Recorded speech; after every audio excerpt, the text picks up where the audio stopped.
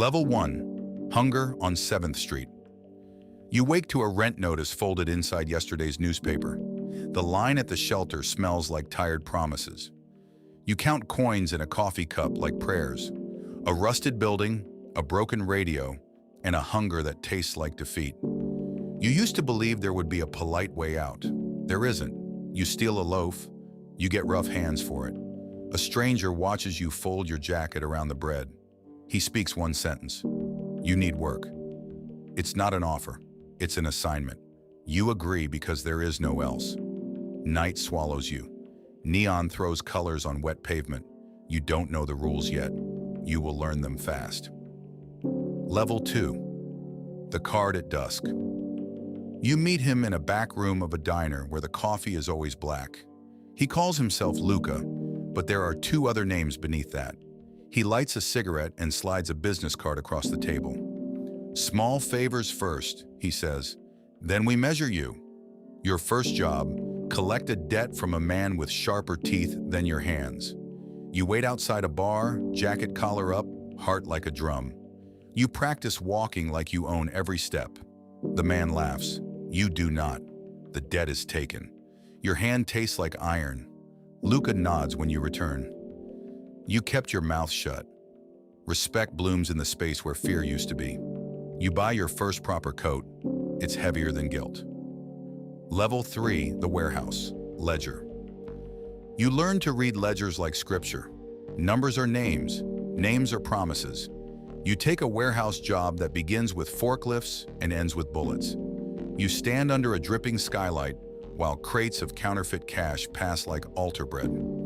You recruit a small crew, 2 who owe you, 1 who fears you. You give them names, give them robes of loyalty. You earn a street reputation by solving problems efficiently. A rival takes a man you've sheltered. You go to the docks at midnight. Fog sits like a blanket over the water. You make a choice that will stain you. When it is done, your hands shake. A crew member slaps your shoulder. That's how it's done. You feel nothing but a hollow where mercy used to sit. Money starts to come in clean envelopes. Power tastes of cheap whiskey and better food. Level 4. Red wine and closed doors. Deals move from alleys to rooms with linen and chandeliers. You sign off on shipments while sitting at a mahogany table with a view of the river. Rival family representatives arrive at a private room in an Italian restaurant. You keep your voice low. We can split the roots, one man says. You look at the chandelier and count the knives it could hide. You offer them less than they ask. You ask them for more. A toast, a smile that never reaches your eyes. A handshake that contains 1,000 promises and 1 threat. You begin to build a network of laundries, clubs, and a lawyer with a clean face and dirty hands. You hire a consigliere who smells of old money and keeps his eyes in your eyes. Trust is currency. You learn to spend it sparingly. You host birthday parties in a place with saxophones and silk. You sleep less. You dream more strategically. Level 5. Marble hallways, empty nights. Your name wears gold. You move into a house where rooms have their own birthdays. Guests are shadows who bring favors instead of gifts. You walk through marble hallways at midnight and hear your footsteps like accusations. You take on a luxury of a wife who wants normalcy and a child who wants Sunday mornings. You try to give them both a life you were never given. The press breathes in the periphery. There are whispers about missing men and sudden fortunes. A detective with tired eyes crosses your driveway once, twice. You build a private office with soundproof glass and a safe hidden behind paintings. You send men to negotiate with rival families and come back with heads bowed. Your crew becomes executives. Your street soldiers become protectors.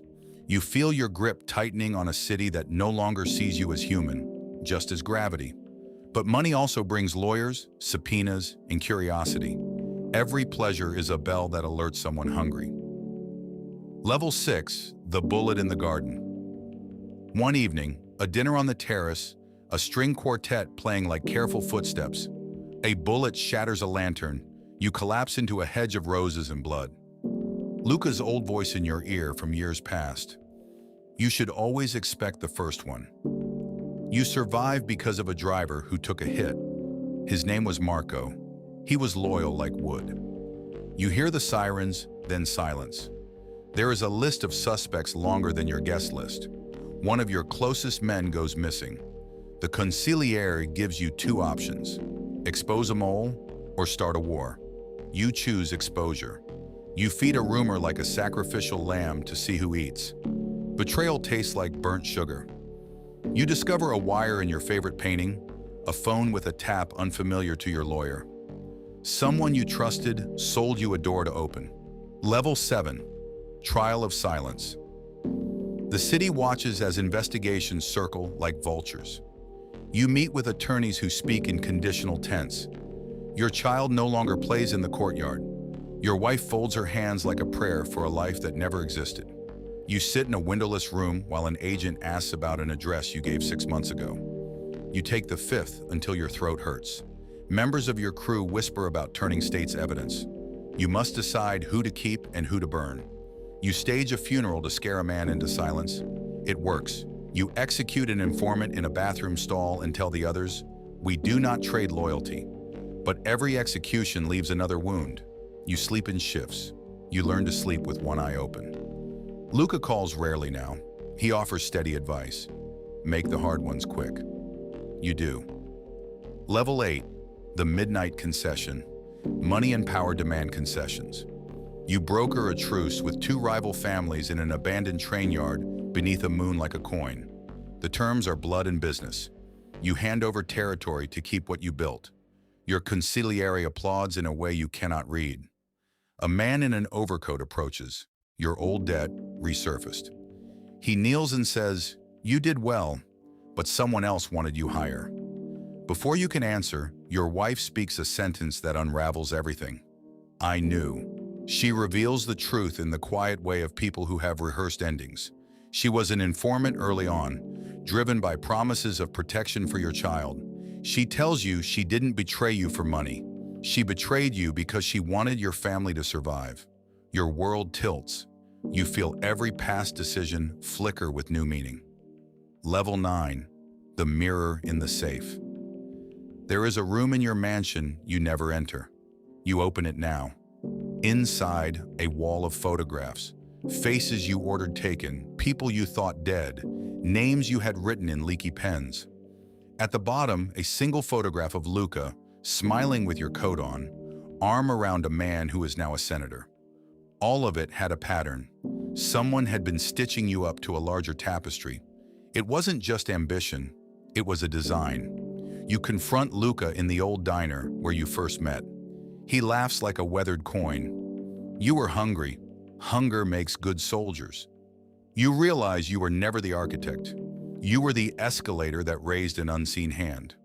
The shocking twist: Luca built you into a front, knowing the heat would burn others while he slid into legitimacy. He needed a man with your hunger to clean streets he wanted cleared. Your entire rise, the warehouses, the deals, the assassination, were threads in his plan. He never expected affection. He underestimated the thing that had once kept you alive: love. Level 10. The Price of the Throne. You kill Luca at dawn in a bathroom of the diner, quiet as a verdict.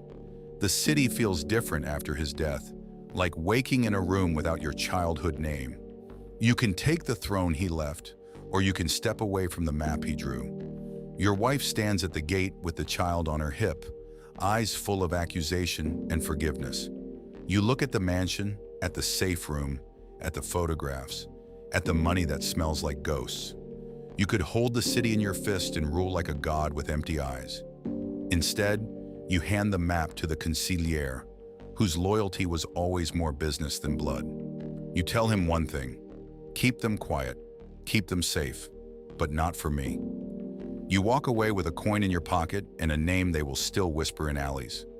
You do not walk to glory. You walk to a small apartment above a bakery where the light is humble and the bread is warm. You learn what normal tastes like, not the river view or the silk, but a Sunday morning with a child whose laughter is not payment. At night, when the city lights pull at your old habits, you trace a scar on your palm and remember Marco, Luca, the driver, the wife who lied to protect you. You realize power was never a crown. It was a ledger full of IOUs and graves. You kept what mattered by giving up what you could not keep, absolute control. In the end, you understand the true cost, the faces you could not save, the hands you could not hold without tasting blood. You sleep. Your sleep is not peaceful, it is real. Outside, the city breathes. Inside, you are awake with memory. You rose on hunger and left on a different kind of hunger. The quiet one that asks only for forgiveness. Thanks for watching. If you enjoyed this story, subscribe to Crimson Echo. It's completely free, and your next crime story is already waiting.